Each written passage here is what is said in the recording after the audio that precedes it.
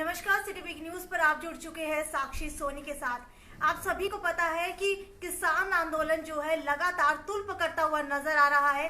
दिल्ली की बात की जाए तो लाखों की संख्या के अंदर किसान जो है वहां पर पहुंच रहे हैं, अपना डेरा डालकर बैठे हुए हैं। 12 दिसंबर की बात करूं तो 12 दिसंबर को भी उन्होंने अपनी तरफ से रणनीति बना करके जो है आगे की रणनीति तय की थी। उसी तरीके से 14 दिसंबर को भी बीजेपी जो कार्यकर्ता है उनका घेराव करने का काम किया था और एक दिन का सांकेतिक धरना यहाँ पर दिया था।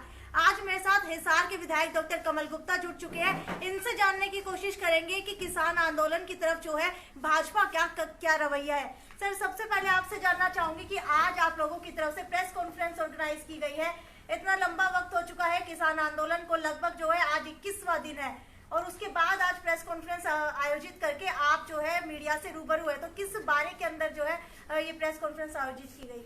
देखिए, एक तो जो प्रेस कॉन्फ्रेंस की जहाँ तक बात है, हम ये जब से हमारा ये कानून बना है तब से हम लोगों को बता रहे हैं कि ये कानून, जो 3 कानून हैं, ये किसान के उत्थान के लिए है, किसान को व्यापारी बनाने के लिए है, किसान को प्रोडक्शन का वो ऑनर बने, इसलिए आज देश की आज़ादी से लेकर आज तक जो हमारा किसान दबा हुआ था, हमने उसको उठाने का काम किया है। और सबसे बड़ी बात, ये जो 3 कानून मोदी सरकार ने बनाए हैं, उसकी सिफत ये है कि ये कानून किसी के ऊपर जबरन नहीं थोपे गए। हमने इस एक कानून में हमने किसान को विकल्प दिया है कि वो अपना सामान जो मंडी में एमएसपी पर बेचता था, उसके अलावा अगर वो गली में, सड़क पर, जिले में, जिले के बाहर, प्रदेश में, प्रदेश के बाहर कहीं भी अगर वो बेच सकता है, ये विकल्प दिया है उसको।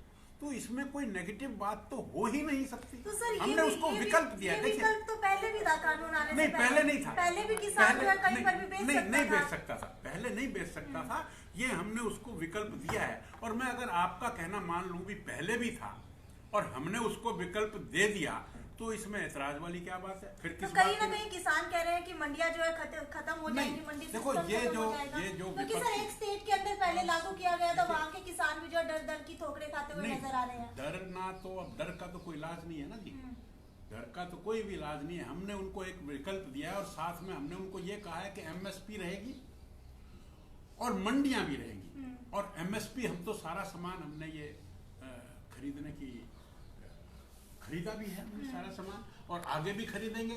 और एमएसपी बढ़ेगी और हमने बढ़ाई भी है। जो कांग्रेस एमएसपी देती थी और जितना माल कांग्रेस खरीदती थी, आज रिकॉर्ड में देखिए हमने तो उससे डबल ट्रिपल माल खरीदा है। तो कहाँ से खत्म होने के? हमने एक विकल्प दिया है, विकल्प को थोपा नहीं है। जो मेन मुद्दा है वो ये है, मैं अपने किसान भाइयों को ये बताना चाहता हूँ कि सरकार ने जो नियम बनाए हैं, अच्छी नीयत से बनाए हैं। आपको अच्छा, आपका उत्थान हो, आपका उत्थान होगा तो देश का उत्थान होगा, इकोनॉमी बढ़ेगी। तो इसलिए ये कानून बनाए हैं। और अगर 1-2% ये मान भी लिया जाए कि ये कानून उनको अच्छा नहीं लगता, तो वो इस अपना माल मंडी में बेचे, मंडी में बेचने के लिए स्वतंत्र है।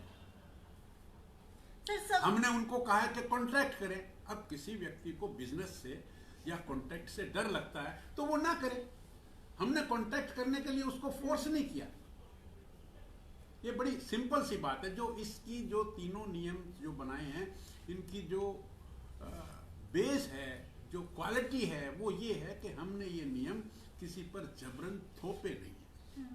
सर, एमएसपी की बात करूं तो एमएसपी कह रहे हैं कि आप अभी भी जो है कई फसलें खरीदी गई हैं। एक बार मैं जानना चाहूंगी कौन कौन सी फसलें जो है एमएसपी के ऊपर इस बार खरीदी गई हैं? देखिए, गेहूं है, धान है, बाजरा है, मूंग है, अनेक प्रकार की दालें हैं।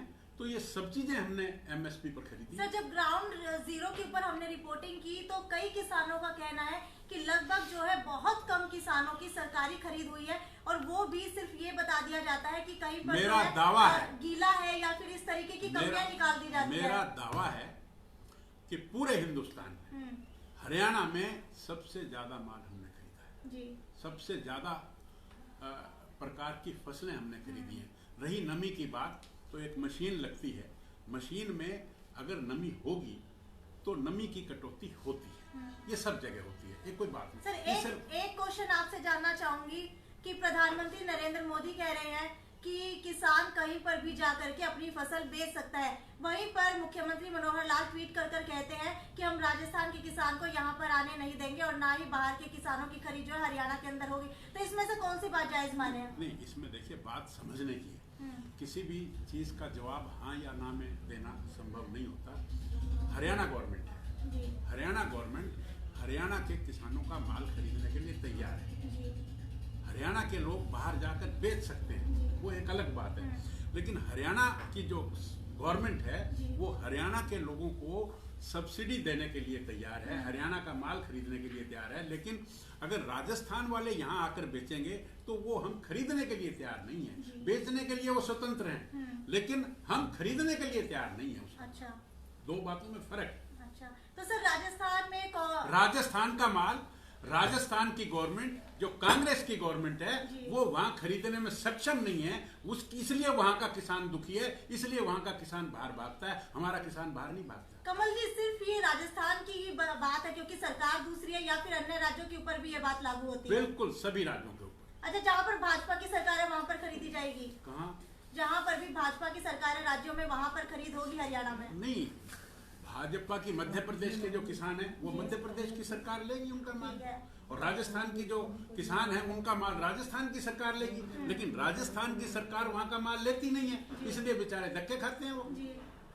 ठीक है, अब शीतकालीन सत्र की बात करूं तो आज ही पता चला है कि कहीं ना कहीं स्थगित कर दिया गया है। कोरोना का हवाला दिया जा रहा है, लेकिन जब कोरोना की बात करूं तो सबसे ज्यादा पीक के ऊपर सितंबर में थे संक्रमित, लेकिन उसके बाद वहां पर सब कुछ हुआ, पेपर हो रहे हैं, बाहर जा रहे हैं, यूनिवर्सिटी खुल रही है, कॉलेज खुल रहे हैं, लेकिन क्योंकि जो किसान कानून है उनके ऊपर चर्चा होगी, इसी वजह से क्या शीतकालीन सत्र जो है रोक दिया गया है? मैडम, चर्चा करने के लिए हमारा जो विधानसभा सत्र चल रहा था, हमारे विपक्षी भाई हाउस को छोड़कर भागकर चले गए, वो चर्चा के लिए तैयार ही नहीं हुए। मैं ये कहता हूँ हम तो तैयार हैं चर्चा के लिए।